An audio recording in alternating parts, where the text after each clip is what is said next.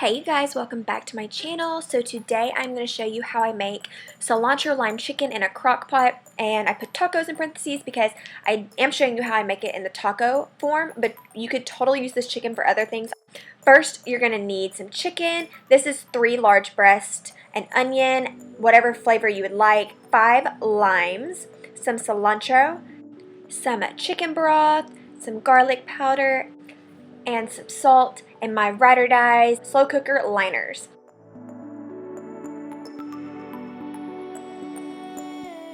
So I'm going to start by putting my crock pot liner on, and I'm going to turn my crock pot onto high, and then I'm going to place my chicken into the crock pot. My chicken was frozen, so what I recommend doing, because you can do this frozen or thawed, for frozen chicken I just run it under some hot water just so that the seasoning adheres to the top. I put a little bit of salt and then a nice size amount of garlic powder just because we like that flavor.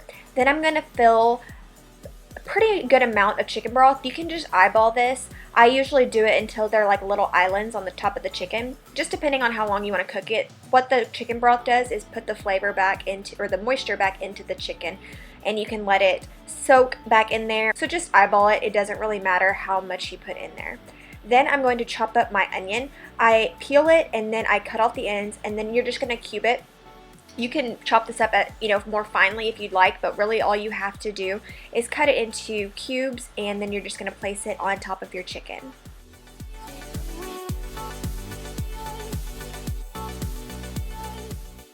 Then going back to the chopping board, I'm going to cut these limes and juice them into the crock pot. I do not have a juicer, so I'm manually squeezing these into the crock pot, but if you have a juicer, feel free to use it. I wish I had one, but I don't, so I'm just going to manually squeeze these into the crock pot, just kind of scattered all over the chicken.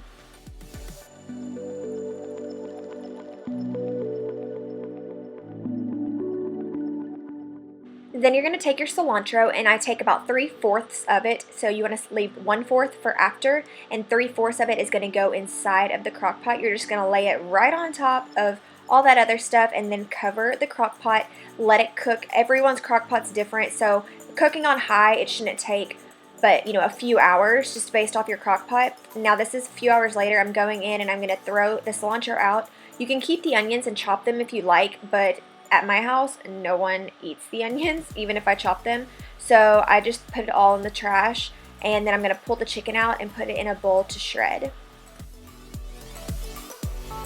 You don't want that right on? So now that we have our chicken, we're going to shred it using 2 forks, and it should just basically fall apart.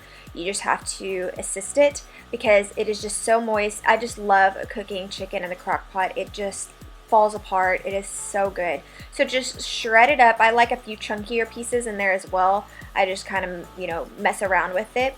Now I didn't do this time, but what you can do is put the shredded chicken back in the crock pot and let it cook for like 15 more minutes to absorb some juice. But my husband was hungry, so I didn't get a chance to do that. Now I'm going to take that leftover cilantro and I'm just going to chop some of it up. I put about 2 teaspoons in the chicken. It's totally up to you how much you want to add back in, but I just do about 2 teaspoons, and then you're just going to mix it all up in the chicken.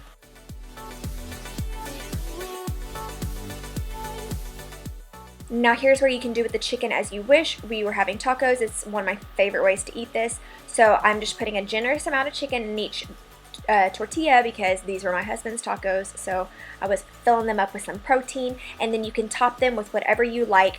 We just do some cheese, some Mexican cheese, some sour cream, and then the most important part to this whole entire recipe is this salsa. It is the fresh salsa from Walmart. I cannot find it at Kroger, but it's in the deli section at Walmart. It has cilantro in it, so it just ties this entire thing together. It is so freaking good. I hope you enjoy this recipe. Don't forget to thumbs up this video and subscribe if you haven't, and I'll see you guys in my next one. Bye!